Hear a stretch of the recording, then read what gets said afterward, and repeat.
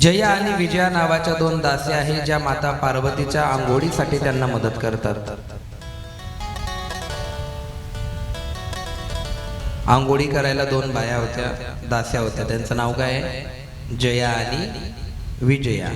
इथं जर कोणाचं नाव जया विजया असेल तर ते वजा करून ऐकजा. महाराजनं आमचं नाव कसं काय घेतलं? उपाधीचं माहेर घर मला पटतच नाही, कारण मी लय गरीब माणूस आहे. मग त्या जया विजयाने काय केलं, एक दिवस माता पार्वतीचा आंघोळ करता करता भोले बाबा येऊन जायचे. मग त्या उठून चालल्या जायच्या. त्या आंघोळीला बसल्या का भोले बाबा यायचे, परत त्या चालल्या जायच्या. मग एक दिवस त्यांनी माता पार्वतीच्या कानामध्ये विष घातलं. हा भोले बाबा कवा बी येतो कवा बी जातो, तो त्याला समजून सांग की आंघोळ करताना येत जाऊ नको, प्रायव्हसी असली पाहिजे. आणि मग एक दिवस माता पार्वतीनं सांगितलंच की भोले बाबा मी आंघोळ करत असताना तुम्ही येत जाऊ नका. त्या जया विजयाला थोडंसं अनकम्फर्टेबल वाटतं. भोले बाबा म्हणे आजपर्यंत तुझ्या डोक्यात विचार नाही आले ना, आताच कसं काय आले? तू माझी पत्नी आहे, माझं घर आहे, मी केव्हा बी कुठे बी जाईल. एक दिवस आंघोळ चालू होती ना, आले भोले बाबा. मग या जया विजयाने सांगितलं की तुझं या जगात कोणीच नाहीये का की त्या भोले बाबाला बाहेर थांबवेल की माझी आई आंघोळ करते? बाबा नाही म्हणे, भोले बाबाच्या विरोधात तो कोणीच नाही. परक्या लोकांमुळे घरामध्ये भांडणं लावून घेत जाऊ नका बाया हो. आणि मग पार्वतीच्या बी डोक्यात आलं ते एक दिवस जया विजया काही आंघोळीला आलेल्या नव्हत्या. भोले बाबा डायरेक्ट आले आणि पार्वतीने सांगितलं की तुम्हाला इतक्यांदा सांगितलं पण तुम्ही ऐकता नाही. मग त्यांची झमकाझमकी झाली. नंदीला सांगितलं, नंदी म्हणे नाही मी भोले बाबाचा विरोध करू शकत नाही. कार्तिक म्हणे मी असं पप्पांच्या विरोधात बोलू शकत नाही. मग पार्वतीने विचार केला मग या जगात मग कोणीच नाही. मग तुम्हाला सगळ्यांना माहिती की बाबा माता पार्वतीनं आपल्या मळापासून एक पुतळा तयार केला. मग या ठिकाणी काही अध्यात्म काही विज्ञान असं होतं की मळापासून कधी जीव तयार होऊ शकतो का? हा भावनेचा विषय आहे, याच्यावर आपण शंका नाही घेऊ शकत. पण तुमचा प्रश्न जर उत्तर दिलं नाही तर तुम्ही पुढचं ऐकणार नाही. जे आस्तिक लोक असतात त्यांचा काही मुद्दा नसतो, पण जे नास्तिक असतात, ज्यांना देवा धर्मावर विश्वासच नाही आणि ज्यांना या गोष्टीची काही घेणं देणं बी नसतात, त्यांना असे प्रश्न निर्माण होतात आणि त्या प्रश्नांचे उत्तर आपण दिले पाहिजे. त्याला मूर्ख म्हणून आपण सोडून शकत नाही. आता तुम्ही उत्तर द्या म्हणजे तुम्हाला समजून जाईल मळापासून खरंच पुतळा तयार झाला असेल की नसेल. महिला वर्ग, आपण जर 15 दिवस अंग धुतलं नाही, फॉर एक्झाम्पल मानायला काय अडचण आहे, आंघोळच केली नाही, आंघोळ केली पण महिनाभर डोकंच धुतलं नाही, त्या डोक्यामध्ये काय पडता? जुवा पडता ना. मग या जुवा आपल्या डोक्यात पडल्या पाहिजे. मग त्याचे काही बियाणं आहे का मेडिकल मध्ये, किंवा डोक्यात ते बियाणं टाकलं आणि जुवा तयार झाल्या, असं होते का कधी? नाही. मग या डोक्यात ज्या जुवा तयार झाल्या या कशापासून तयार झाल्या? तुमच्या घामापासून तयार झाल्या. तुमच्या घामाने डोक्यामध्ये जी मड तयार झाला त्या मडापासून काय तयार झाली?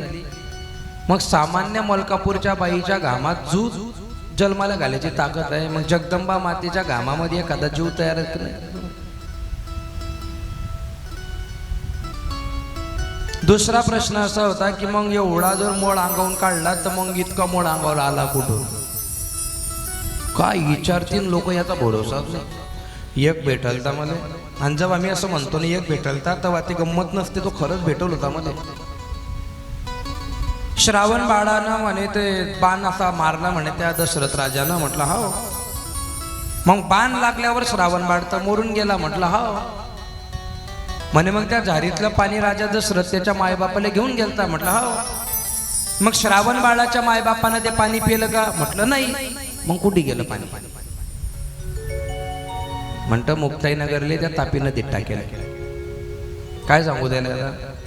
एक म्हणे महाराज तुम्हाला लय ग्रंथ वाचन असतील म्हणे, माझ्या प्रश्नाचं उत्तर देता का? म्हटलं सांग. झाडूचा नवरा कोण आहे म्हणे? म्हणतं 22 रुपयाचा खट्टा भेटतो की तो. तो आहे पण त्याची सध्या तलाक व्हायला म्हणून ते सोबत राहता नाही, कारण तो घराच्या बाहेर राहतो खट्टा आणि झाडू घराच्या. अजून त्याचा तिसरा प्रश्न, तुम्ही जेवण करताना पाणी काऊन फिरवता म्हणे. म्हटलं तू यासारखा बैल घुसू नये म्हणून कंपाऊंड असते ते. अरे काही विचारून राहिला का बैल, मुद्दाम विचारायचं म्हणून काही विचारता लोक मुद्दाम. भोले बाबाच्या बापाचं नाव सांगा मल्लीमय वगैरे. तुले तुझ्या बापाचा पत्ता नाही, तू भोले बाबाचा पत्ता विचारून राहिला का. चांगलं विचारा, व्यवस्थित विचारा.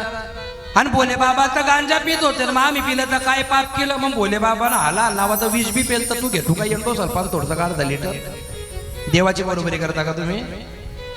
मग देवानं गयामध्ये साप वागवलं होता एकदम खतरनाक. तुझ्या घरात तर सापसोई निघली तर पैसे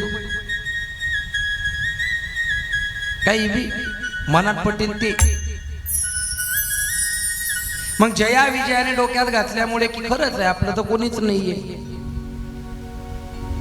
आणि मग माता पार्वतीने मळापासून नाही तर अंगाला लावलेल्या उठणं आणि मग ते जमा केलं. त्याचा एक छोटासा पुतळा तयार केला.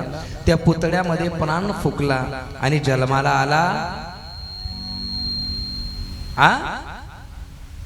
हिला धरून ठेव जा बरं, एका आम्ही वरतडीन धडकल हिच्यावर ध्यान ठेव जा. Military security. हा 2 दिवस कुठे गायब होते काय माहिती.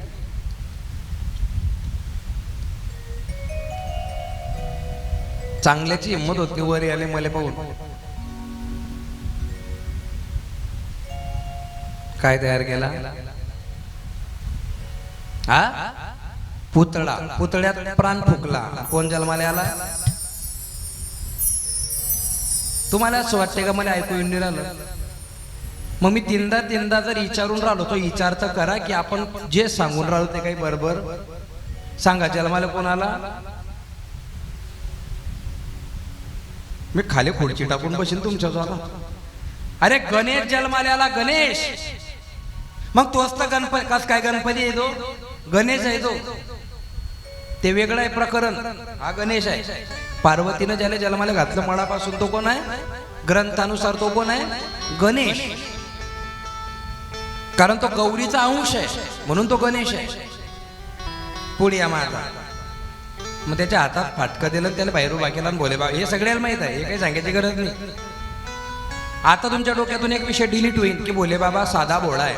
आता मी जे विचारेन तुम्हाला फक्त त्याचे उत्तर व्यवस्थित द्या, नाही तुम्ही डोकं खाजवलं तर मग काय झाले. आता मला एक सांगा,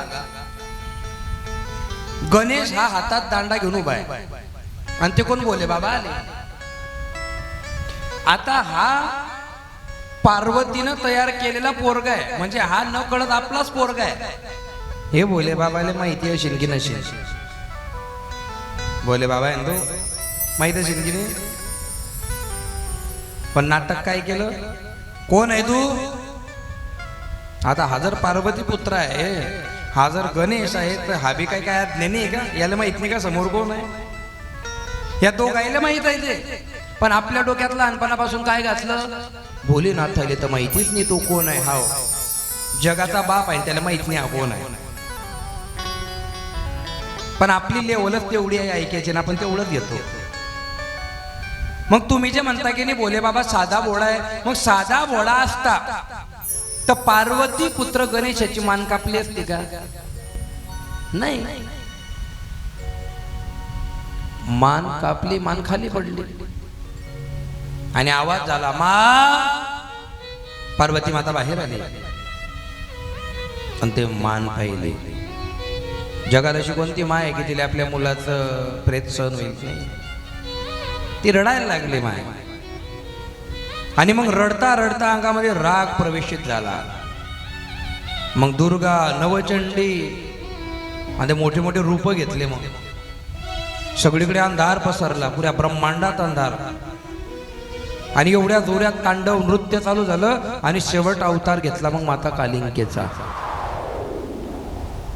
कोणाचा अवतार आहे. कालिंका माता. सगळ्या देवांनी विचार केला की आता हे कोणाचाच ऐकणार नाही.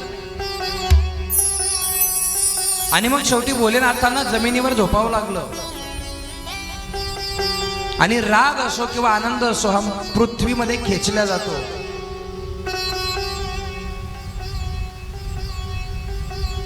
आणि मग भोलेनाथांनी धारातीर्थ पडले. रागा संतापामध्ये कालिंका मातेने त्यांच्या छातीवर पाय ठेवला. पाय ठेवल्याबरोबर सगळा राग आत गेला, राग निवृत्त झाला. आणि मी कोणावर पाय ठेवला तर माझ्या नवऱ्यावर. त्याची लाज वाटली आणि जीभ बाहेर काढली. माणसाचं चुकलं की माणूस जीभ चावतो की.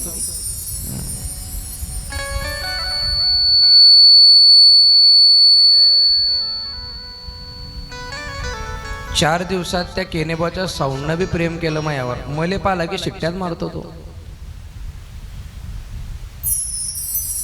प्रेम आहे त्याचं मायावर. माया घरातलं कुकर बी प्रेम करते मायावर. एकदाने ध्यान दिलं की 3दा शिट्ट्या मारते ते. चांगलं आहे.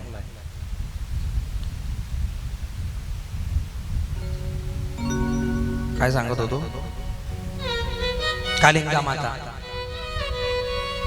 जीभ बाहेर काढली. हा, जीभीवर ध्यान आहे तुमचं बरोबर. जीभ लय चटोरी आहे आपली सगळ्याची. आता कथा झाली की मला पाणीपुरी खायला जा वाटूराला. पाटील काका चाल ना माझ्यासोबत. मावशीला घेऊन जाता कधी मध्ये मोटरसायकलला. सगळ्या लोकांना सांगणे ज्याची बाई आहे कोण आले घाबऱ्याचं नाही. आपण आपल्या बापाचा खातो. मस्त मोटरसायकल काढायची. तिला म्हणत आहे ड्रेस घाल बैलगाडीवर. जगून घ्यायचं जीवन आहे. लोक काय नाव ठेवतात आपलं आयुष्य काढून. मस्त मावशीला मागे बसवायचं. मस्त पैकी पाणीपुरी सेंटर. तिला बी खाऊ घालायचे तुम्ही बी खायचे. आणि त्या पाणीपुरीवाल्याला सांगायचं लहान लहान फुगे देतो, जास्त मोठाले देतो नको. पाणी चांगलं बनवतो गोड. एन्जॉय करा हो. याले त्याले याचा त्याचा विचार करून तर आयुष्य खराब केलं लोकांना. हा काय म्हणेल तो काय म्हणेन तो काय. तुला काय पोशायला येऊन राहिला का रमेश बुवा? किती बी पाय दुखो. कथा झाली की मावशील गाडीवर बसवायचं. डायरेक्ट बुलढाणा रोडवर मस्त हॉटेल आहे अरविंद नावाचे. मस्त नाही म्हणता ते मागचे तर बुवा नाही म्हणून राहिले टोपीवाले बुवा. तुम्ही बी जात जा. नाही बाई नशील ना एखाद्या बाईला विनंती करा की पाणीपुरी खायापुरती का चालत नाही बाबा. पण आनंद घ्या. मैत्रीण करायला काय अडचण आहे. वय थोडी लागते. अहो म्हाताऱ्याची शाळा भरली सातारा जिल्ह्यामध्ये. ज्या म्हाताऱ्याला शाळा शिकायला भेटली ना तर तिले बुड्ढी शाळा म्हणतात.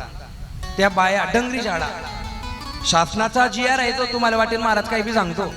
डंगरी शाळा आहे. 90 वर्षाच्या म्हातारा ABCD त्याच्या तोंडातून हवा जाते तरी बी म्हणतात त्या. आणि त्याला विचारलं तुम्हाला काय बनाय? ती म्हातारी म्हणे मला पोलीस बनाय. तू का मारती माय? आता या वयात पोलीस होते. माझा जो व्हिडिओ आहे त्या म्हातारीचा गंमत केली. असं विचारताना शिक्षक लोक तुम्हाला शिकून काय व्हायचंय? ती म्हणे मला पोलीस बनाय.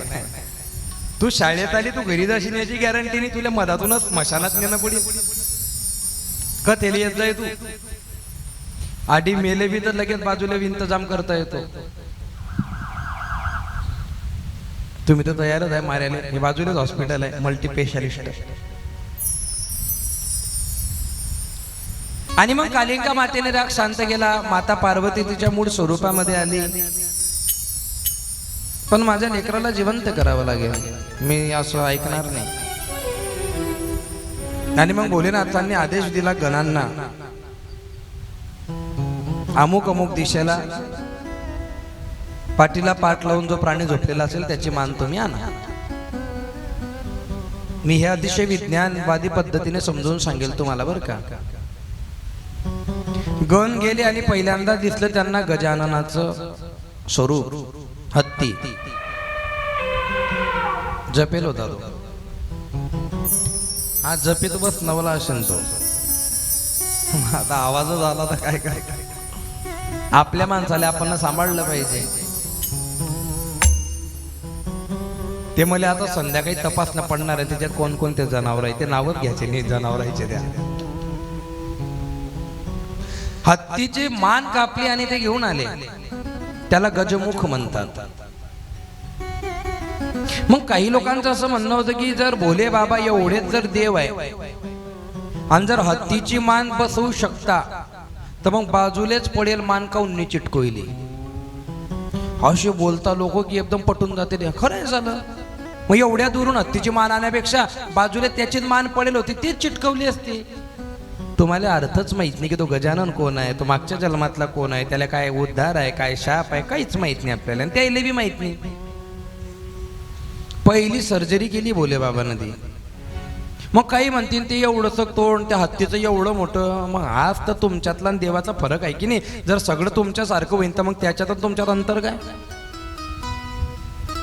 मग गजमुख लावलं आणि गणेशाचं नामकरण झालं गजानन. काय नाव झालं? गजानन.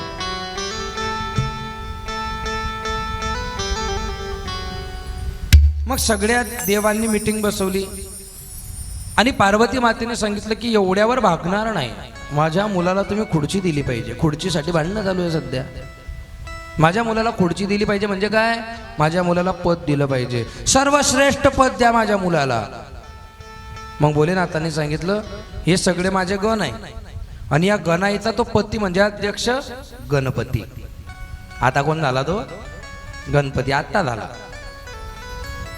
मग त्या गणपतीनं भागवत लिहायला घेतलं व्यासायचं. नियम असा होता थांब्याचं नाही. लिहिता लिहिता लिहिता लिहिता लिहिता लिहिता लेखण्या संपल्या तुटल्या. मग दात तोडला. 2 दातातला एक दात गेला, एक राहिला. नावकरण झालं एकदंत. नाव काय झालं? हा, सोंड आडवी, वक्रतुंड, महाकाय.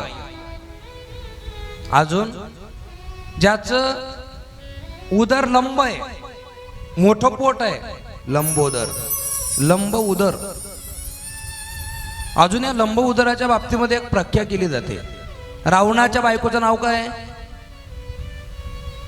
माधुरी. मंदो काय फोड केली याची? मंद अधिक उदरी. मंद म्हणजे बारीक आणि उदर म्हणजे पोट. बारीक पोटाची बाई सौंदर्याचं प्रतीक. ती इतकी सुंदर होती रावणाची बायको मंदोदरी. मग गणेश, गणपती, एकदंत, वक्रतुंड, महाकाय, सगळीची सगळी ती नावं त्या गणपती बाप्पाला. मस्त बेडोल शरीर. एक राक्षस मातलेला होता, त्याला मारलं, त्याला उंदीर बनवून स्वतःच हे बनवून घेतलं व्यासपीठ. खरंच सांगा महिला वर्ग, गणपती बाप्पा जेव्हा आपल्याकडे 10 दिवस येतात, आपण पूजा करतो की नाही? गणपती बाप्पाला एक मोदक ठेवतो आणि एक मोदक उंदराला बी ठेवतो. 10 दिवस झाले आणि घरात ओरिजिनल उंदर आले, त्याला ठेवतो का मोदक? काऊन? म्हणजे मातीच्या उंदराले मोदक आणि जिवंत उंदरायले. अशी एक औषधीने मेडिकलमध्ये की ना खाऊ घातली नशील, त्या उंदरायच्या बी पसनी पडल्या त्या औषधी. ते मरताना आता ते प्याड आलं चिटकोयाचं. कोणाला सांगता ना का माझ्या घरातला विषय आहे. पाटील काका, आमच्या घरात मी झपलो की त्या पडद्यावर उंदीर दिसते. रोज झपला की जय हरी महाराज म्हणतं, तुला पकडीन बेटा एका दिवशी मी. मग मी ना ते प्याड आणलं, ते उंदर पकड्याचं पिवळ्या कलरचं. आणि ते पॅट मी त्याच्या घराजवळ ठेवलं आणि तो रात्री गेला दडा मारायला आणि अटकला. आणि जसा अटकला मला असा आनंद झाला जसा काही मला राष्ट्रपती पुरस्कार भेटला. उंदीर पकडला मी ना, फार आनंद झाला मला. मी ना ते पॅड असं घेतलं आणि युरियाच्या थैलीत घातलं आणि ते युरियाच्या थैलीला बांधलं आणि रात्री टाइम झाला म्हटलं कुठे फेकायला, तर मी वट्यावर ठेवलं. मला हे माहितीच नाही तो उंदीर आहे. तो युरियाची थैली कतरू शकतो की नाही, पण बुद्धी चालली नाही. मी अतिशय अनाद्याचा बैल रिकामा. त्यानं रात्यातून ती थैली कचरली बी. सकाळी मी चहा घ्यायला बसलो, तो वरून म्हणे जय हरी महाराज. अरे म्हटलं हा घरात आला कडे परत. मी ना थैली पाहिली तर थैली कचरेल होती. मग आहे म्हणे तुम्ही त्या कथा करत द्या उंदर पकडायचे काम म्हणता का. मी त्याचा डिप्लोमा करेल आहे उंदर कसे पकडता.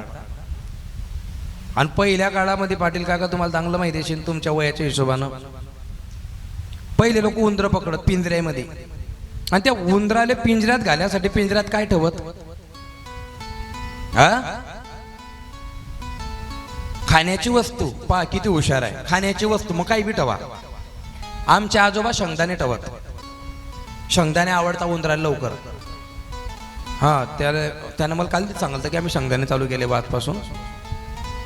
त्यानं पिंजऱ्यात शेंगदाणे ठेवले. या उंदरानं ते शेंगदाणे प्याले. असा फास्ट त्या पिंजऱ्यात घुसला आणि घुसल्याबरोबर दरवाजा पडला. त्यानं मागे पाहिलं, दरवाजा तर पडला. आता त्या उंदराचं खरंच सांगा शेंगदाणे खायला चित लागेल का? नाही ना. हे उंदर सगळे तसेच आहे. हे झालं की सुख, ते झालं की सुख, असे पैता पैता मग असे पिंजऱ्यात घुसता. ते वाटते सुख हातात आलं, लगेच यमदूत आपली गच्ची पकडतो, चाल उठ. असंच होणार आहे सगळ्याचं.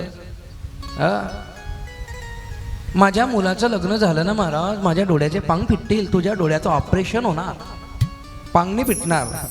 फुटकी उंदर तू सोनले घरात येऊ दे, सोनचा दणका चांगला नाही आहे. आणि ज्या बाईचं पोऱ्याचं लग्न व्हायला आणि तिच्या दुसऱ्या पोऱ्याचं लग्न, तर तिला विचारा, ते म्हणते या वर्षीनी 2-4 वर्षांनी रे बापा. हा लय काळ बदलेला आहे. म्हणून माझ्या कथेला एकदा तुम्हाला आत्मशांती भेटत जाईल. गणपती बाप्पाचं ते गजाननाचं वगैरे स्वरूप सगळं खूप छान चाललेलं होतं. आणि मग मी तुम्हाला काल तो मुद्दा सांगितला होता की कार्तिक भगवंताने तारकासुराला मारलं, गणपती बाप्पाने सुद्धा चांगलं नाव कमवलं, दोघंही वेल सेटल झाले. मग आता लग्नाचा मुद्दा आला. मग विश्वरूपाच्या 2 पोरींचा प्रस्ताव. आणि मग कार्तिक भगवंत प्रदक्षिणा मारायला निघून गेलेले. नारद महर्षींनी कार्तिकाच्या सांगितलं की अरे तू काय फिरतोय, तिकडे तुझ्या भावाचं लग्न ठरलं, लग्न लागतंय. मग कार्तिक भगवान रागट घरी आले. आणि कार्तिक भगवंताने माझा पार्वतीला नाही बोलला काही, पण भोले बाबाला खूप बोलला. तिचा माझा काही संबंध नाही, पण तुम्ही माझे वडील आहेत ना, तुम्ही मला फसवलं, तुम्ही माझ्याशी खोटं बोलले. अरे तुम्हाला त्या गणपतीचं लग्न लावायचं होतं ना, बिनधास्त लावलं असतं, पण माझ्याशी खोटं बोलायला नाही पाहिजे होतं. मला तुम्ही दौऱ्यावर पाठवलं आणि त्याचं खुशाल लग्न लावलं, हे चुकीचं आहे.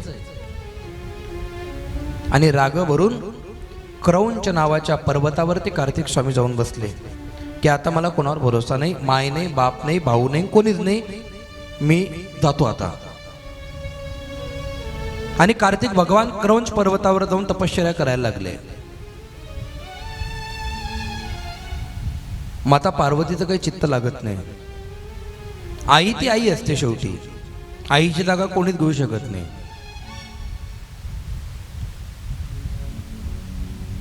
हृदयात प्रेमाचं वात्सल्य ती आई आहे. मा म्हणजे मातृत्व, उ म्हणजे उदारता, ली म्हणजे लीनता, तिला माऊली म्हटलं जातं. आणि भोलेनाथांना तिने सांगितलं चला कार्तिकेला कुठंतरी शोधू, बघू, त्याचा राग आपण काढू. भोलेनाथ आणि माता पार्वती दक्षिणेत गेले. क्रौंच पर्वतावरती कार्तिक स्वामी रागात बसलेले होते. माता पार्वतीने त्याला समजवलं, कुमार, हा कुमार खंड चालू आहे बरं का, चल. त्याने सांगितलं मा, एकदा मन उठलं का उठलं, त्याच्यावर डबल परिणाम होत नाही. आणि मला अजिबात तुम्ही म्हणवण्याचा प्रयत्न करू नका. मी घरी नाही येणार तर नाही येणार. आणि काय लग्न मला करायचं नाही, काय मला संसार करायचा नाही. मी कुमार बरा आहे, मी ब्रह्मचारी बरा आहे. आणि मग माता पार्वतीने सांगितलं तू घरी आला नाही तर मग आम्ही इथं थांबून जाऊ. कार्तिकेने सांगितलं तो माझा मुद्दा नाहीये, तुम्हाला थांबायचंय, जायचंय ते तुम्ही बघा. आणि मग भोलेनाथांनी आपलं एक अंश बाहेर काढला. त्या अंशचं नाव आहे अर्जुन. भोलेनाथांचं नाव काय आहे? अर्जुन हे भोले बाबांचं नाव आहे सहस्रनामांमध्ये. भोलेनाथांनी काय केलं, आपलं आत्मज्योतिर्लिंग प्रगट केलं. त्याच्यामध्ये अर्जुन नावाचं ज्योतिर्लिंग ते भोले बाबांनी सांगितलं तू तिकडे येत नाही का, मग मी इथं थांबतो. मग माता पार्वतीने सुद्धा एक रूप बाहेर काढलं आणि त्या रूपाचं नाव आहे मल्लिका. काय नाव आहे? हा. आणि त्या ज्योतिर्लिंगामध्ये पार्वती माता मल्लिका स्वरूपाने वास करते. माता भोले बाबांचा अर्जुन आणि ही मल्लिका. आणि मग पहिलं ज्योतिर्लिंग स्थापन झालं, त्याचं नाव आहे मल्लिकार्जुन ज्योतिर्लिंग. बोलो उमापती महादेव की जय. आलं का लक्षात तुमच्या? मल्लिकार्जुन आलं ना, विसरणार नाही ना. कथा जेवढी सोपी करून सांगता येईल तेवढा माझा प्रयत्न आहेच. फक्त तुम्ही विसरजा नका, नाही तर माझा उपयोग होणार नाही एवढी लवकर सोपं सांगून बरं का.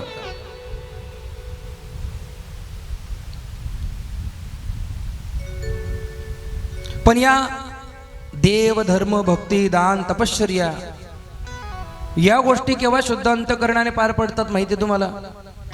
जेव्हा तुमच्या डोक्यातून सगळ्या संसाराच्या बंधनाच्या गोष्टी तुम्ही मुक्त होऊन जातात.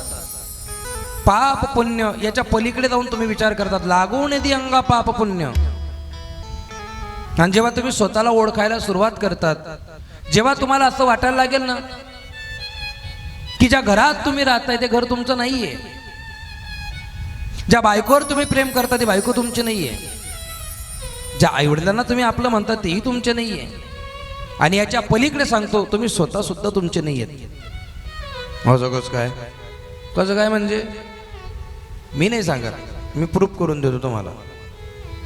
पाटील काका तुम्हाला चष्मा लागेल आहे, ते मागचे काका तुमचं काय नाव आहे, तुम्ही पाटील आहे का, बोंडे काका, हा तुम्ही ते आपले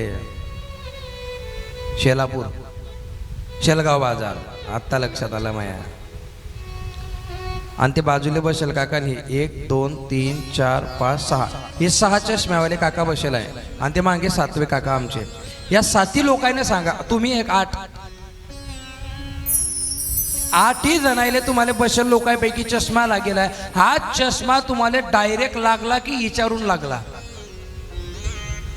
चष्म्यान म्हणजे असं चष्म्यानं फोन केलता का, उद्या मी तुमच्या डोळ्यावर बसणार आहे? नाही ना, तो तुम्हाला लागला. म्हणजे याचा अर्थ काय, तुमच्या डोळ्याची शक्ती कमी झाली. डोळे तुमचे, पण डोळ्याची शक्ती जी कमी झाली ही तुम्हाला न विचारता झाली, विचारून झालेली. याचा अर्थ या शरीरावर तुमची सत्ता नाहीये. जाऊ द्या रमेश काका, तुमचे केस पांढरे झाले, मय बी झाले, विचारून झाले की डायरेक्ट झाले? असं झालं का त्या केसाईने आपल्याला चांगलं पत्रव्यवहार, आम्ही पांढरे होणार आहे, तुम्ही हेअरडाय घेऊन तयार राहा, असं झालं का कधी? ते तेजिराजे पांढरे झाले. आता तुमच्या पायाला तपलीक आहे, पाय दुखून राहिला. शरीर तुमचं आहे, तुम्ही असं म्हणू शकता का त्या गुडघ्याला, अय चल दुखणं बंद हो जा, होईन का ते बंद? शरीर तुमचं आहे, पण शरीरावर सत्ता तुमची. आणि ज्या दिवशी हे तुमच्या लक्षात आलं की हे शरीर आपलं नाहीये, मग या शरीरावर अहंकार करायचा आणि तंगड्यान दण ठोक्यात काही मजा. नम्र झाला भूता तेने कोंडीले. नवीन लग्न झालं की माणूस लय भारी भेटतो. मला कोणी अशी सुंदर बायको भेटली ना आज बघा, तुले तिचा झटका माहित नाही भाऊ. लग्नाच्या पहिले फोनवर बोलताना चंद्रमुखी असते ती, लग्न झालं की असा भडका धरते, सूर्यमुखी होते मग ते. आणि एखाद पोरगा झाला आणि तिला काही सांगायला गेली की ज्वालामुखीचा उद्रेक ठरेल आहे. हे वाटतं तितकं सत्यवान नाही आहे संसारामध्ये. जगतामध्ये सत्य स्वरूप जर काही असेल तर तो परमात्मा आहे.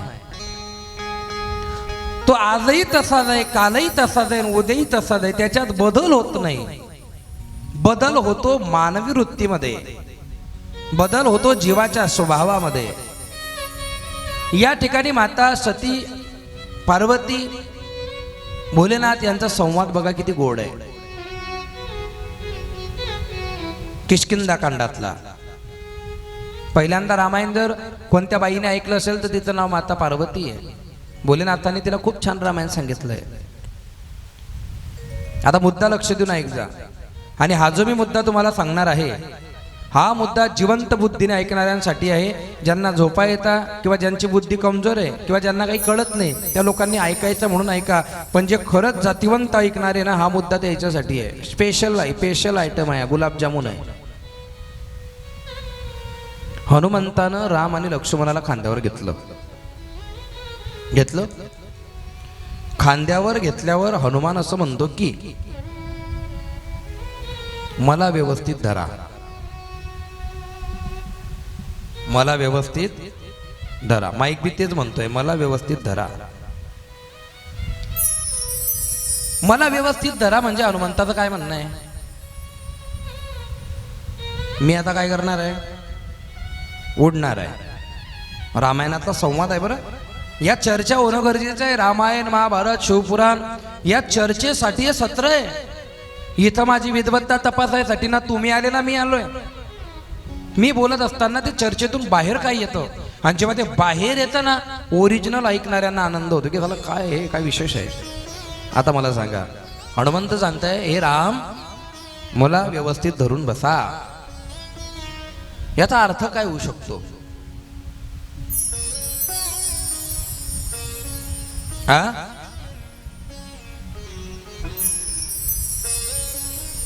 असं कसं समजेन मला? तोंडानं बोला ना. एक माईक याच्याकडे फिरूनच पडेल खरंच, कारण तुम्ही बोलले पाहिजे, आवाज आला पाहिजे ना. मी किती चांगलं बोलतो याला किंमतच नाही जर लोक तुम्हाला ते समजत नाही. मी आता उडणार आहे, मला व्यवस्थित धरून तुम्ही बसा. याचा अर्थ मी सांगतो, जर तुमच्या मनात ते असेल तर हाव म्हणा, नाही तर नाही म्हणजा की हे राम मला तुम्ही व्यवस्थित धरून बसा. मी आता आकाशात उडतोय, तुम्ही पडू शकता, तुम्ही पडू शकता. बरोबर? असं नाहीये, याचा अर्थ उलट आहे. हनुमान म्हणतोय रामाला, हे राम मला व्यवस्थित धरून तुम्ही बसा, म्हणजे मी पडणार नाही. मला तुम्ही धरून ठेवा, मला पडू देऊ नका. का पडू देऊ नका? कारण जर मी पडलो तर मयाबरोबर तुम्ही बी पडसाल. याचा अर्थबोध असा आहे, भक्ताचा नाश झाला की भक्ताबरोबर देवाचा बी नाश होत असतो. म्हणून मला तुम्ही सांभाळून पकडून वर घेऊन चाला. याला म्हणता नम्रता. याला काय म्हणता? पुढे या. मग आता कशासाठी बोलत होतो मी ते तुम्हाला शेवटी समजेल. जीवाचा स्वभाव आहे, वृत्तीत बदल घडवतो जीव. जीव धोका देतो, परमात्मा धोका देत नाही. इथून आपला तो मुद्दा होता. हनुमंताने राम आणि सुग्रीवाची भेट घालून दिली. सुग्रीवाची बी बायको पहिली घेऊन जायला होता आणि रामाची बायको रावण घेऊन जायला होता. दोघांचं दुःख एकच होतं. मग एका दवाखान्यात द्यायला काय अडचण आहे? ऐका मग आता. हनुमंताने रामचंद्रांना सांगितलं की हे राम, तुम्ही सुग्रीवाचा हात धरा. आणि लक्ष्मणाला, आमची गरज नाही.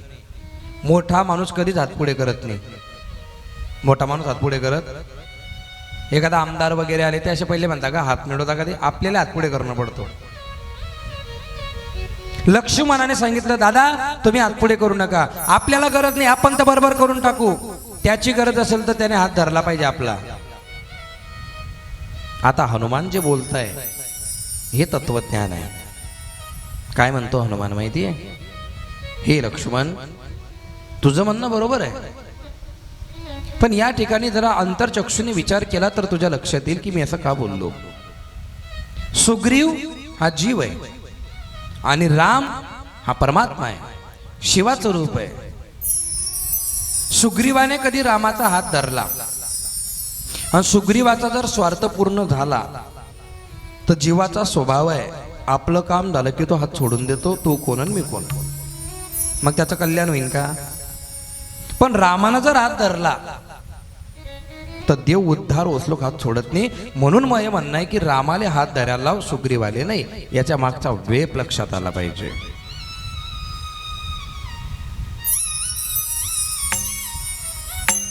मग मल्लिकार्जुन ज्योतिर्लिंग प्रस्थापित झालं. मग ज्योतिर्लिंग का म्हणतात महाराज? पिंड का? पिंड ज्योतिर्लिंग, ज्योतिर्लिंगाचं ज्योतिर्लिंगच का म्हणतात त्याला? पिंड तर म्हणत होते ऑलरेडी, मग ज्योतिर्लिंग शब्द कुठून आला?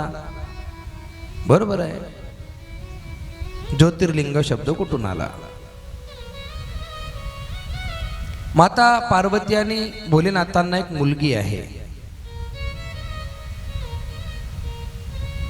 आणि मग ती मुलगी जेव्हा लग्नाचा विषय घरामध्ये निघाला तर त्या मुलगीला, ते पूर्वीच्या काळी पोरींच्या लग्नाचा जर विषय निघाला ना तर पोरी अशा रडायच्या, कोपऱ्यात जाऊन बसायच्या, आई अगं मला नाही लग्न करायचंय, अशा रडायच्या त्या. आताच्या तर म्हणता आटपणं मग पाहिजे एखादा चांगला असेल तर, आणि त्याने आता तो ताण आपल्याला ठेवेल नाही. ते त्याचं पाहून घेता. लग्नाला संध्या नाही तर जा तिकडे. लय भारी काम झालं ते. ज्योती नावाची जी मुलगी आहे तिने ते ऐकलं आणि तिला ते त्रास झाला. मुलगीच्या जीवनात हा प्रसंग प्रत्येकाच्या जीवनात येतो. तरुणपणामध्ये तुमचंही लग्न लागलं असेल. लग्नामध्ये आई रडते यात नवल नाही. बाप जेव्हा रडतो ना तेव्हा त्या मुलगीला सुद्धा पाजर फुटतो. जगतामध्ये बाप 2 वेळा रडतो, 2 वेळा. पहिल्यांदा जेव्हा मुलगी घराच्या बाहेर जाते तेव्हा, आणि दुसऱ्यांदा जेव्हा मुलगा घराच्या बाहेर काढतो तेव्हा.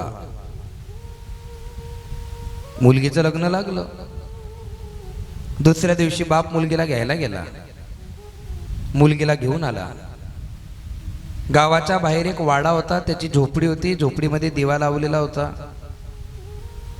मुलगी आली. मुलगी बॅग ठेवली. सकाळची संध्याकाळ झाली. जेवण केलं आणि मुलगी झोपी गेली.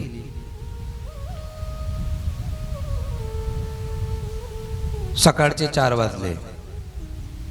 बापाने मुलगीच्या अंगावर गोधडी टाकली. अंगणामध्ये आला. सुमसाम जागा. चुला पेटवला.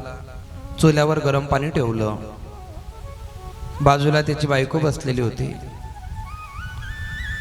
आणि ती झोपलेली मुलगी 4:30 वाजेला अंगावर फाटकी गोधडी घेऊन बापाजवळ येऊन बसली अंग शेकत. कल्पना करा. त्या बापाने तिच्या डोक्यावरून हात फिरवला आणि विचारलं, बेटा थोडं झोपली असती, अजून थंडीचे दिवस आहे, का उठली एवढ्या लवकर? तेव्हा ती मुलगी म्हणते, बाबा कालपर्यंत 3:30 वाजेला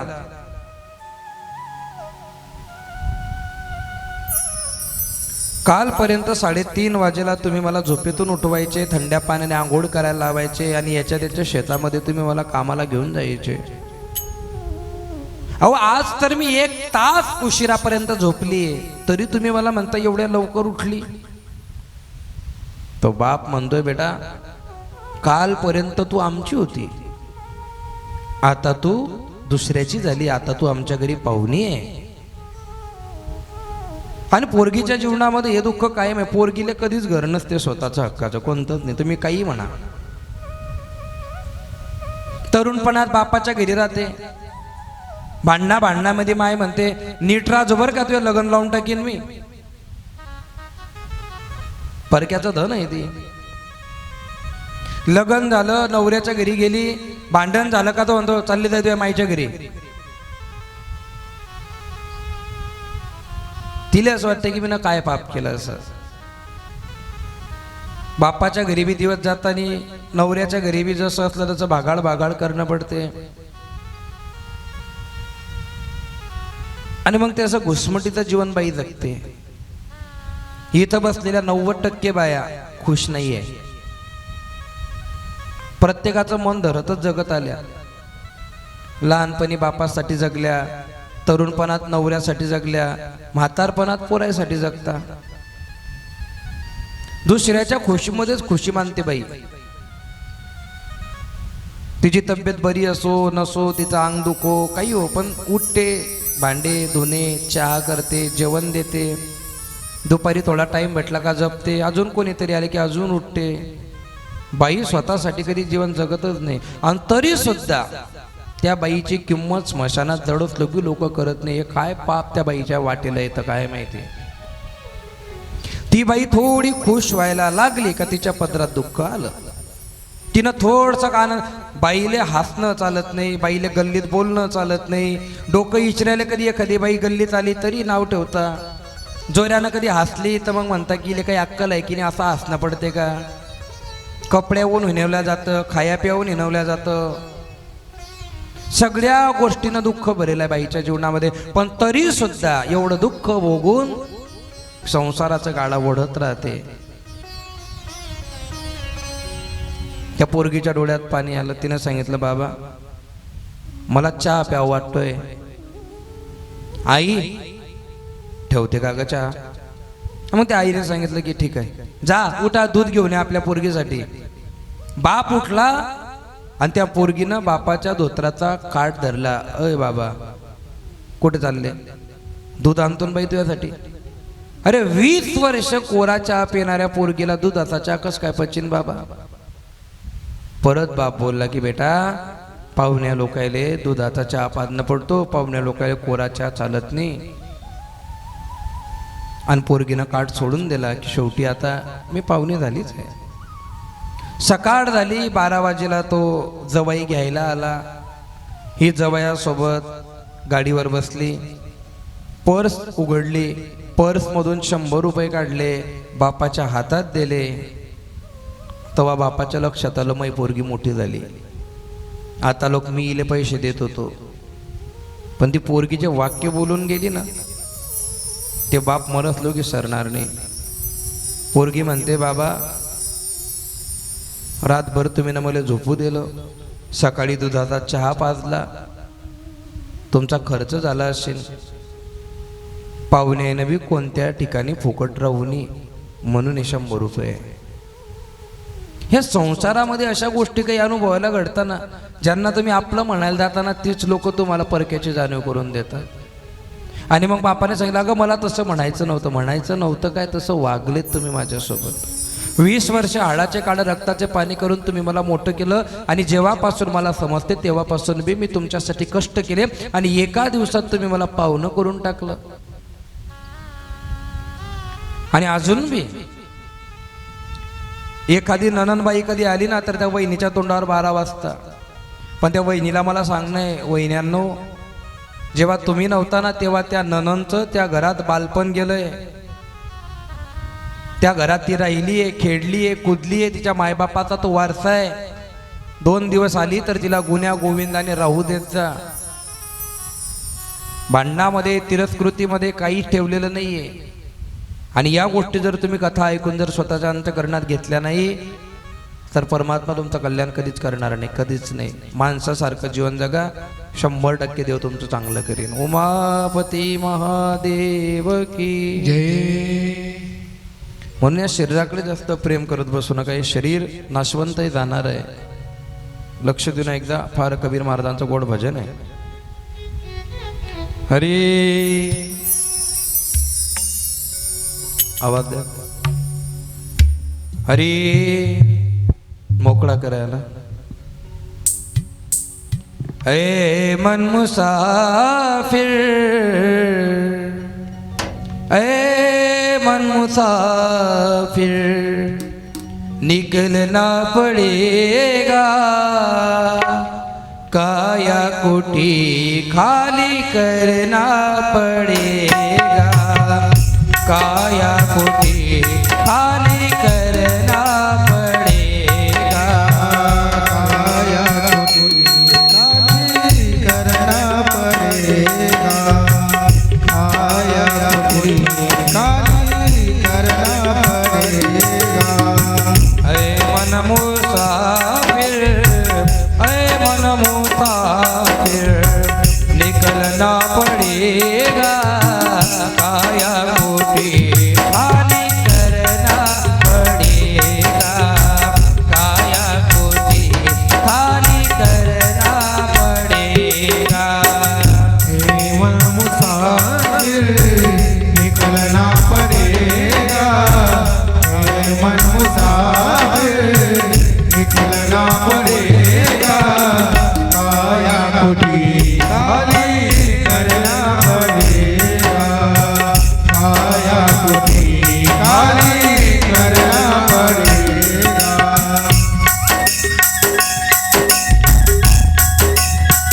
जय हो.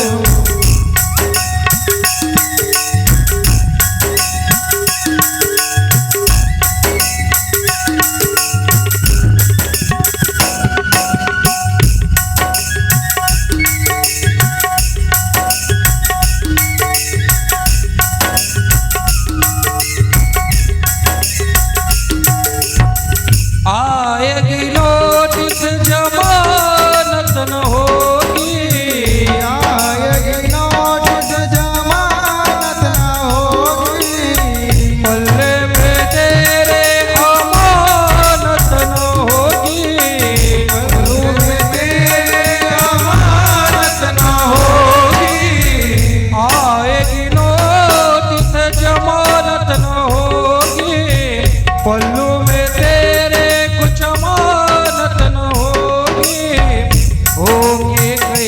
तुझको चलना पड़ेगा, होके तुझको चलना पड़ेगा, काया कोठी खाली करना पड़ेगा, काया कोठी खाली करना पड़ेगा.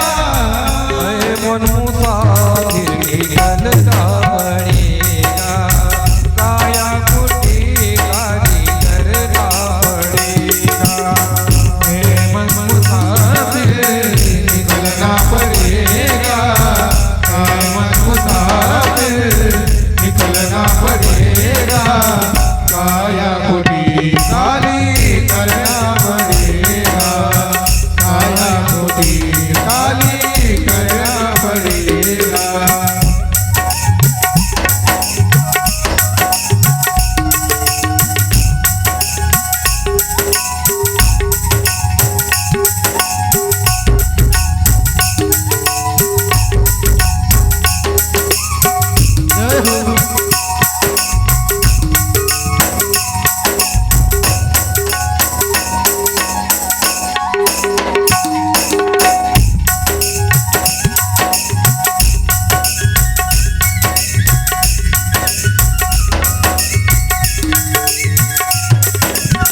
भाड़े के क्वार्टर को क्या तू संभाले, भाड़े के क्वार्टर क्या तू संभाले, जिस दिन तुझे घर का मालिक निकाले, जिस दिन तुझको मालिक निकाले, उसका किराया तुझे भरना पड़ेगा, उसका किराया तुझे भरना पड़ेगा, काया खोटी कानी करना पड़ेगा,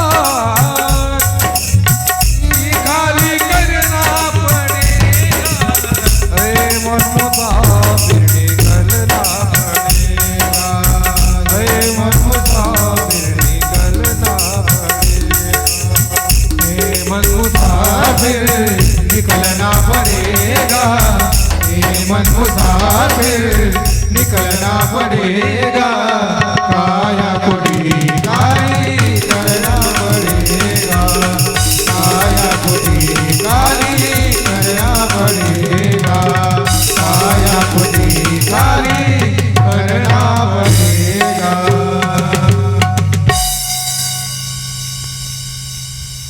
आपण एखाद्या भाड्याच्या घरामध्ये जेव्हा राहतो तर त्या भाड्याच्या घराला आपण असं रंगरंगोटी करत नाही बसत ना आपण, कारण आपल्याला माहिती आहे भाड़े के क्वार्टर को क्या तू संभाले, जिस दिन तुझे घर का मालिक निकाले. त्या घरच्या मालकाने कधी म्हटलंय भाऊ ये उद्या भांडे भरा निघा, काय करणार तुम्ही, निघावं तर लागेल. मग निघताना उसका किराया तुझे भरना पडेगा. कोणतं घर आहे ते, काया कुटी खाली करना पडेगा. आमची तर लय ओळख आहे महाराज. आएगी नोटिस जमानत न होगी, पल्लू में तेरे कुछ अमानत न होगी,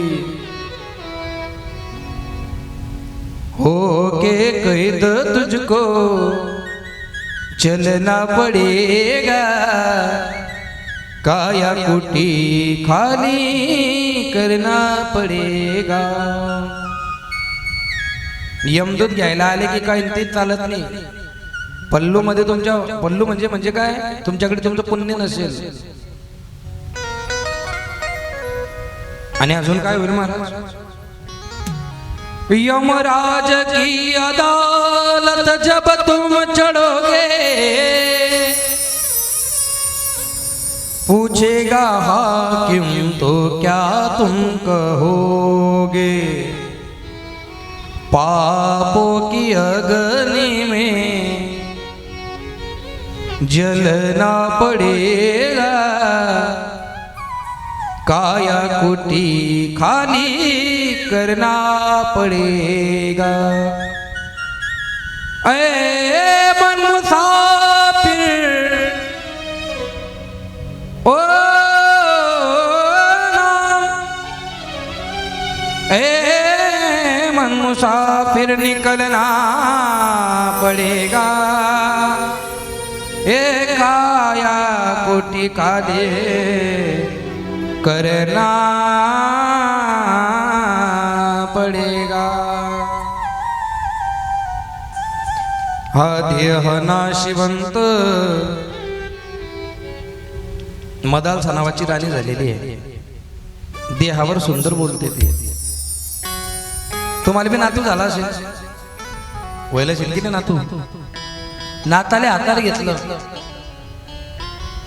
काय म्हटलं तुम्ही त्या नाताला पाहून, नातू रडायला लागला समजा, त्याला तुम्ही झोक्यात टाकला, काय म्हणता तुम्ही, त्यानं झपलं पाहिजे म्हणजे झपण्यासाठी काय म्हणता तुम्ही, हा जो बाळा जो रे. आमच्या घरात बी ते रोज चालते, हाडे आकू. तुम्ही त्याला झपाडता की उठाडता मला तेच समजून नाही राहिलं अजून बी. हाडे गाईचं दूध गोड काय काय आणतील. मदालसा नावाच्या राणीनं ते लेकरू हातात घेतलं आणि मदालसा नावाची राणी त्या लेकराला म्हणते, बेटा हा देह नाशिवंत मलमूत्राचा बाधा. बेटा हा देह वरून चांगला दिसतो, पण या 84 लक्ष योनीमध्ये याच्यासारखा गंधात शरीर दुसरं कोणतंच नाही. वरी चर्म घातले रे कृमी कीटकांचा बांधा. हे वर चांबडा बेटा, पण अंदरचे किडे बडबड करता. रव रव दुर्गंधी रे अमंगळतेचा सांदा. हे सांगते दिसत आहे का तुम्हाला? रव रव दुर्गंधी आहे, त्याच्यामध्ये गंदगी भरेल आहे. मग तो बाळ म्हणतो आई मग मी काय करतो? स्मरे त्या हरिहरा शरण जाई गोविंदा पर्यंते मदालसा सोहम जो जो रे बाळा. ती जर असं हाड्या आखून गाईचं दूध म्हणत गेली असती तर तो चक्रवर्ती सम्राट नसता झाला. ज्या बायानं पोरगा गर्भात असताना मोबाईल पाहिला आणि त्या बाया म्हणता माझा मुलगा आणि माझं बिलकुल ऐकत नाही. तू ना ऐकलता का तुझ्या नवऱ्याचं? तो तर सांगून राहिलता गर्भाचे संस्कार वाचा, तेनी वाचलाय क तेलेने आल्या. मला गाणी गोलगप्पे खाऊ वाटतात, तो बी गोलगप्पा झाला. छत्रपती शिवाजी महाराजांच्या वेळेस मासाहेब जिजाऊंना डोळे लागले होते. हातात तलवार घ्यावी, घोड्यावर बसावं, मस्तपैकी सह्याद्रीच्या कड्यांवर जावं आणि या मुघलांचा नाश करावा. तेव्हा छत्रपती जन्माला येतात. मलेकानी चीज खाऊ वाटते, मलेकानी पेरू खाऊ वाटतो. अरे काय बुद्धी आहे का काय? डोळे लागले पाहिजे तर लेकरू जन्माला येते चांगलं. माझ्या आईने माझ्या वेळात भागवत वाचलं होतं म्हणून मी भागवत करून राहिलो. तुम्ही आहो म्हणा का नाही म्हणा, पण बालकावर माईच्या वाग्याचे संस्कार होता. एखाद लेकरू जास्त आवलीपणा करत असेल त्याच्यावर समजते याची माय बी लहानपणी अशीच होती. आणि त्याच्यात एक मुद्दा आहे, संपली आपली कथा. ते आता जे मला सांगायचं आहे ना त्याच्याशी कनेक्टिव्हिटी करून देतो तुमची. हे शेवट झालं पाहिजे, कारण समाज सुधारणा हा सुद्धा एक धर्माचाच भाग आहे.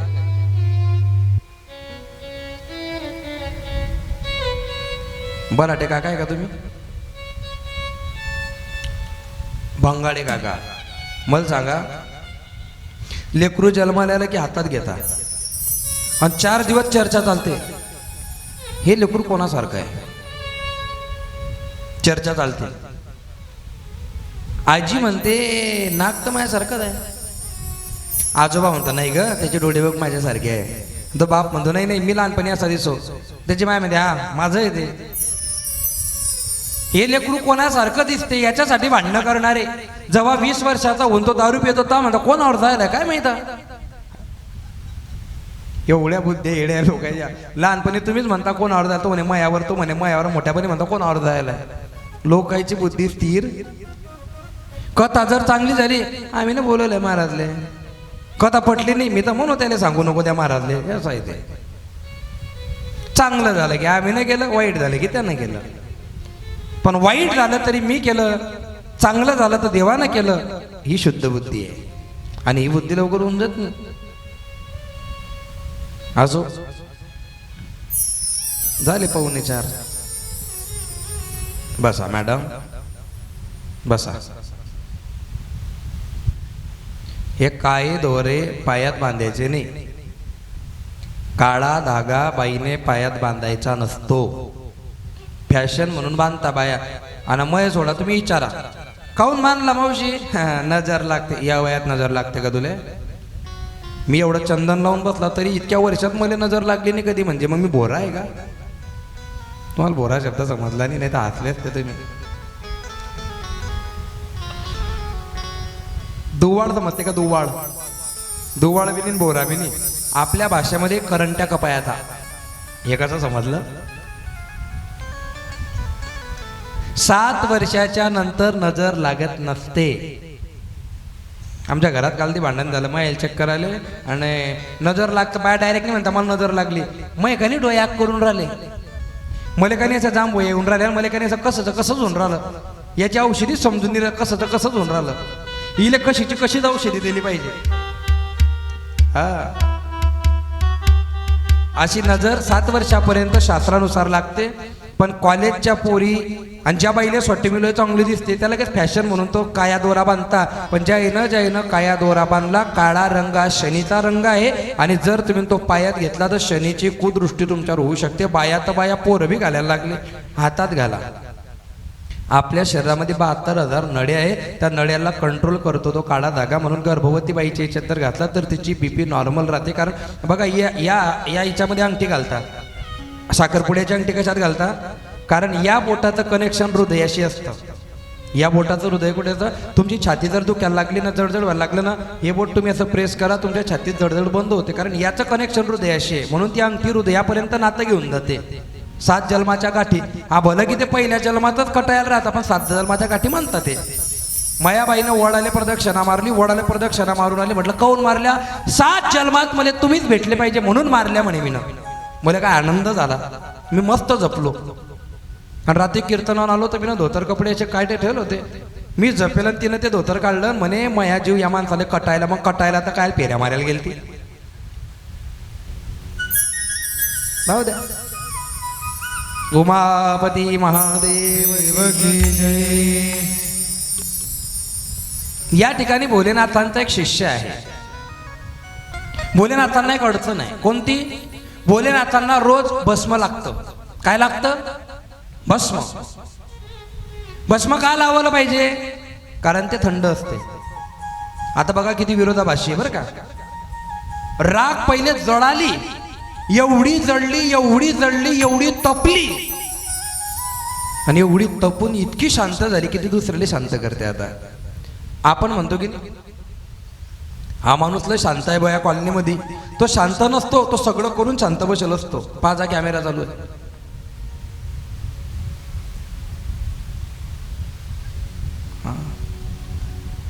कालची शूटिंग खराब झाली ना आमची. कोणीतरी काही डोक्यावर घेऊन आलतं.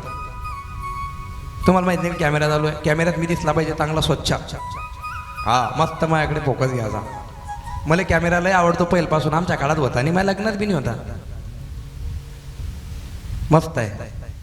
हे कॅमेरे आले म्हणून माणसाच्या आठवणी आहे. मनोज महाराज जर उद्या चालले गेले तर हे तत्वज्ञान युट्यूब लोक मरस लोक राहील. काही लोकांचा काय गरज होती एवढे पैसे खर्च करायची? अरे पिढ्यान पाहतील की आमच्या पूर्वजांना असा सप्ताह करेल होता. या आठवणी आहे. म्हणून म्हाताऱ्या बाया हो, तुम्ही बी तुमच्या नातवाच्या मोबाईलमध्ये फोटो काढून घेता. अचानक कधी गेल्या तर घरात फोटो बनवायला सापडणार नाही. पासपोर्ट काढून घ्यायचा, फोटो एन्जॉय करून घ्यायचा आणि हसत काढायचा मस्त.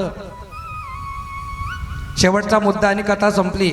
इथं बसलेल्यांपैकी ज्यांची आई जिवंत असेल त्यांना सांगणं, तुमची माय मेली का तिच्या अंगावरच्या साड्या आणि तिच्या अंगावरचे लुगडे फेकायचे नाही, जाळायचे नाही स्मशानामध्ये. त्या लुगड्याच्या त्या साड्यांच्या वाकई बनवायच्या. आणि जेव्हा तुम्हाला एकटं वाटेल, जेव्हा तुम्हाला असं फील होईल की जगात आपलं कोणीच नाही, तेव्हा मरेल माईच्या वाकई ज्या शिवेल असतील लुगड्याच्या, त्या लुगड्याची वाकई घेऊन झोपा. तुम्हाला आनंद प्राप्त झाल्याशिवाय राहणार नाही. कारण या जगतामध्ये सगळ्यात सुखाचा पदर जर कोणाचा असेल तर माईचा असतो. आलं का लक्षामध्ये? तो ठेवा. 4 दिवसात पहिल्यांदा टाळ्या वाजवल्या तुम्ही ना. माईचा सागर करा बरं. केने बा आवाज मोकळा. बेस काढून घ्यायचा.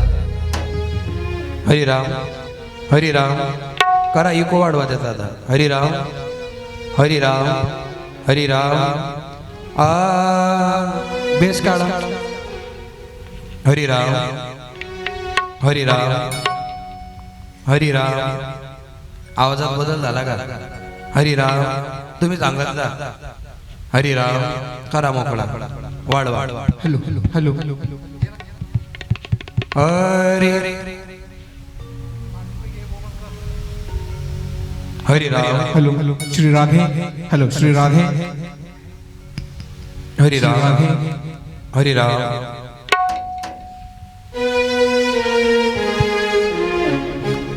हरिराम. तांत्रिक अडचणीमुळे गाणं कॅन्सल केलं जातंय. आवाज सेट न झाल्यामुळे. मनात ठेवा गाणं कालदी सेट झाला की म्हणून मला आठवण द्या. भोलेनाथांना भस्म लागणार होता. आणि मग भस्म रोज रोज आणायचं कुठून हा मोठा प्रश्न होता. श्री काशी क्षेत्रामध्ये मर्णिकर्णिका नावाचा घाट आहे. तिथं प्रेत जाळलं जातं आणि त्यांचं ज्वलंत ते तापलेलं भस्म भोलेनाथांना आजही लावलं जातं भस्म आरतीच्या वेळेस. आणि मग रोज भस्म आणायचं कुठून? मग शिष्य ठेवला होता भस्मासूर. तो जायचा आणि भस्म आणायचा, रोज जायचा आणि भस्म आणायचा. पण बऱ्याच वेळेला त्याला भस्म काही सापडायचं नाही. मग एक दिवस त्याने चिंता व्यक्त केली की हे भोलेनाथ, मी तुमच्यासाठी भस्म घ्यायला जातो पण मला खूप लांब लांब भटकावं लागतं तरी भस्म सापडत नाही.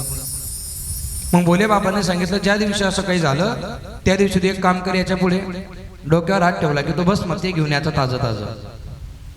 तो म्हणे येतले झोपा केलं गळा तुला आता तो काय दूर जाईल. आता तो शेजारच्या एरियाच पाहिजे कोण घराच्या बाहेर निघतात डोक्यावर हात ठेवतो लगेच भस्म घे रे. लय लोकायला भस्म गेलं. आणि एक दिवस मनोज महाराजची भेट झाली. डोक्यावर तर भेटतोच कधी ना कधी. नारदाची भेट झाली. मग नारदाच्या मागे लागला भस्मासूर. हो महाराज थांब, काय रे इकडे. अरे झालं काय? अरे इकडे रे, भस्म पाहिजे होतं आणि मला काही भस्म सापडून नाही राहिलं. तुमचं भस्म चांगलं पडेल म्हणे. नारद म्हणे येळा झाला का? मी महाराज माणूस आहे, मै भस्म जाणणार नाही, पाप लागेल. म्हणे पाप बीप इकडे. नारद साम दाम दंड भेद. नारद म्हणे भस्मासुरा तू माझ्या डोक्यावर हात ठेवला तुला फक्त राग भेटीन, दुसरं काही भेटीन का? तू एक काम कर, त्या भोले बाबाच्या डोक्यावर हात टाक, तो मेला की तुला पार्वती भेटील. अरे हे तर माझ्या डोक्यातच नाही म्हणे. हे लय भारी चांगल्या गड्या म्हणे तू नारद. आपले नारदाचं कामच ते. नारद म्हणे जाऊ भागू. आणि मग आता पुढे काय झालं ते पहा. येऊ द्या नितीन बुवा.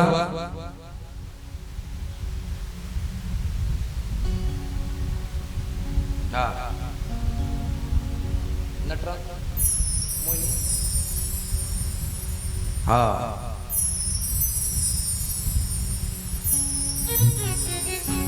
नमः शिवाय ओम नमः शिवाय हर हर भोले नमः शिवाय. नमः शिवाय ओम नमः शिवाय हर हर भोले. इकडे इकडे इकडे. नमः शिवाय. नमः शिवाय ओम नमः शिवाय हर हर भोले नमः शिवाय. नमः शिवाय ओम नमः शिवाय हर हर भोले नमः शिवाय. नमः शिवाय ओम नमः शिवाय हर हर भोले नमः शिवाय. नमः शिवाय ओम नमः शिवाय हर हर भोले नमः शिवाय. रुक जाओ भस्मासूर. आता जगातला पती परमेश्वर महादेव यांच्या मागे भस्मासूर लागलेला आहे. याच्यातून तुम्ही काय शिकलं पाहिजे? एखाद्याला तेवढीच लायकी द्या जेवढी लायकी त्याला पचवता आली पाहिजे. जर तुम्ही जर एखाद्या कुत्र्याला जर समजा तूप खाऊ घातलं त्याला ते पचणार. याला जितकं वरदान दिलं हा त्या भोलेनाथांच्याच मागे लागला. याला म्हणता गद्दारी. याला काय म्हणता? आणि मग भोलेनाथ पडता पडता कॉन्टॅक्ट केलेला विष्णू भगवंता बरोबर. आणि विष्णू भगवंताने मग रूप घेतलेलं आहे मोहिनी मातेचा. आता भोलेनाथ ए भोले बाबा आता तुम्ही आणि हे येऊ द्या, तुम्ही फिरत राहा. नारद म्हणे जाऊ भागू. आणि मग आता पुढे काय झालं ते पहा. येऊ द्या नितीन बुवा.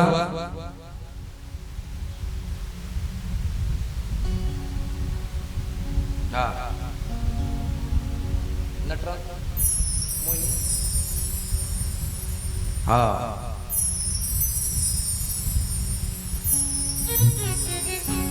नमः शिवाय ओम नमः शिवाय हर हर भोले नमः शिवाय.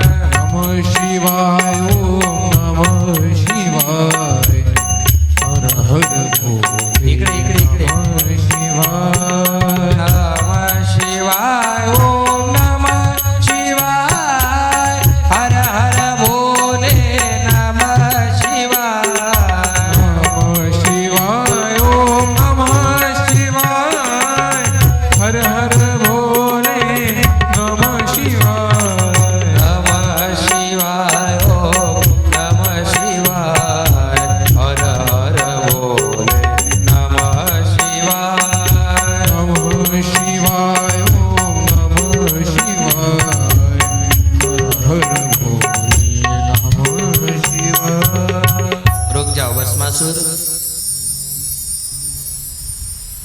आता जगातला पती परमेश्वर महादेव यांच्या मागे भस्मासूर लागलेला आहे. याच्यातून तुम्ही काय शिकलं पाहिजे?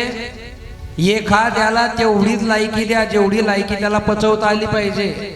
जर तुम्ही जर एखाद्या कुत्र्याला जर समजा तूप खाऊ घातलं त्याला ते पचणार. याला जितकं वरदान दिलं हा त्या भोलेनाथांच्याच मागे लागला. याला म्हणता गद्दारी. याला काय म्हणता? आणि मग भोलेनाथ पडता पडता कॉन्टॅक्ट केलेला विष्णू भगवंता बरोबर. आणि विष्णू भगवंताने मग रूप घेतलेलं आहे मोहिनी मातेचा. आता भोलेनाथ ए बोले बाबा आता तुम्ही आणि हे येऊ द्या, तुम्ही फिरत राहा.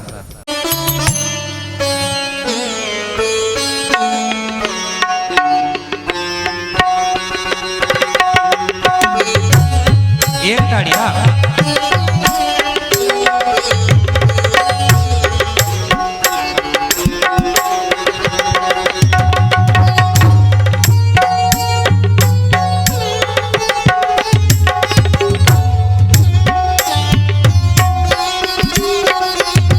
मध्ये गॅप पाडा. गॅप मोठा गॅप घ्या.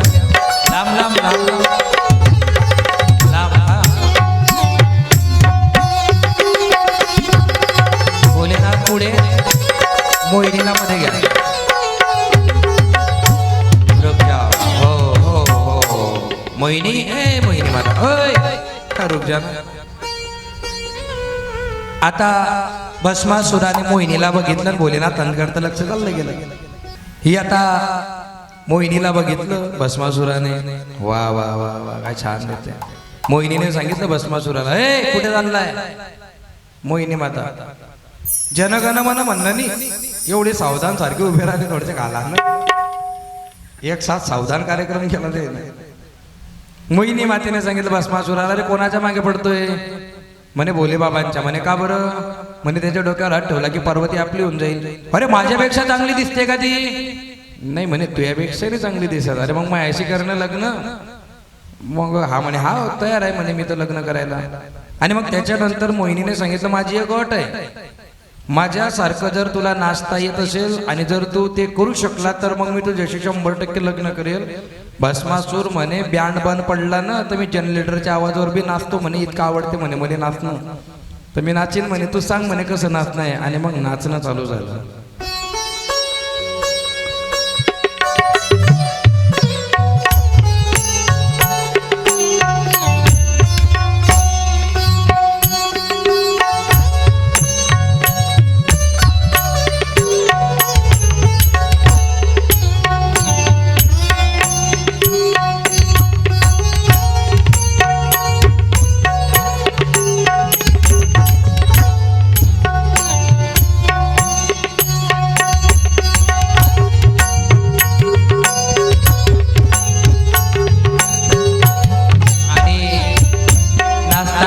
मोहिनी मातेने आपले हात कमरेवर ठेवले. मोहिनी माता हा तो काय तो मदधुंद झाला होता प्रेमामध्ये. जे जे भस्मासूर मोहिनीच्या नादी लागले ते भस्मच होता ध्यानात ठेवता. आणि मोहिनी मातेने आपले हात खांद्यावर ठेवले. तो एवढा येळा झाला नाचा नाचामध्ये. वा मोहिनी एक नंबर.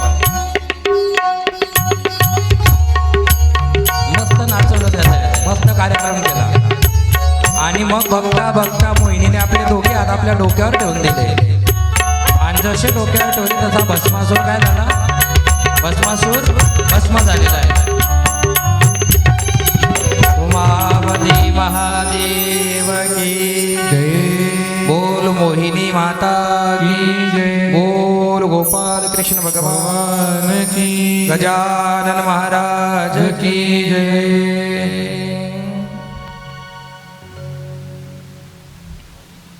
असाच जप म्हणा. पंखा इकडे फिरवून द्या तर सांग. अशा पद्धतीने भस्मासुराचा अंत झाला. पण या कथेतून आपण काय शिकलं पाहिजे? की ज्यानं आपल्यावर उपकार केले त्याला कधी धोका द्यायचा. ज्यानं आपल्याला मोठं केलं त्याला कधी विरोध करायचा. आणि ज्यानं आपल्याला चांगलं म्हटलं त्याच्या कधी नादी लागायचं.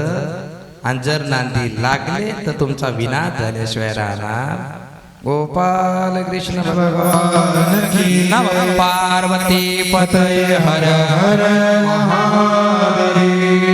मेरा आपकी कृपा से सब काम हो रहा है। मेरा आपकी कृपा से सब काम हो रहा है। मेरा आपकी कृपा से सब काम हो रहा है। मेरा आपकी कृपा से सब काम हो रहा है। करते हो तुम कन्हैया, करते हो तुम कन्हैया, मेरा नाम हो रहा है। मेरा आपकी कृपा से सब काम हो रहा है। मेरा आपकी कृपा से सब काम हो रहा है।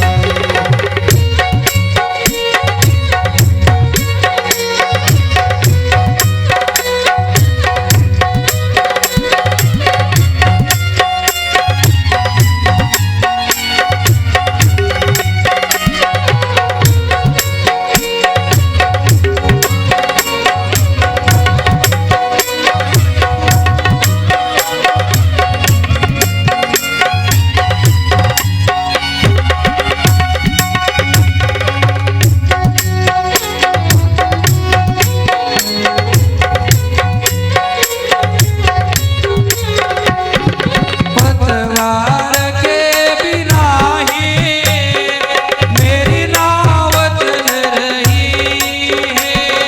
पतवार के बिना ही मेरी नाव चल रही है।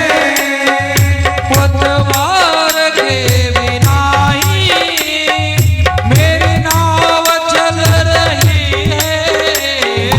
पतवार के बिना ही मेरी नाव चल रही है। बिन मांगे कन्हैया हर चीज मिल रही है।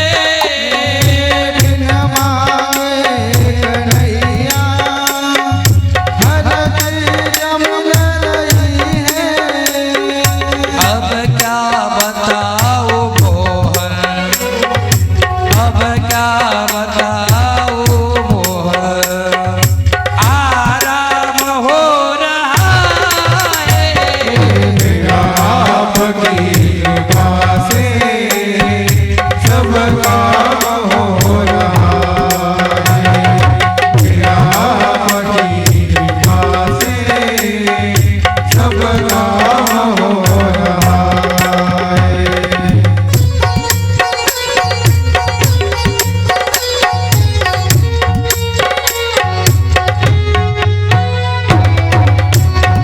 जय हो।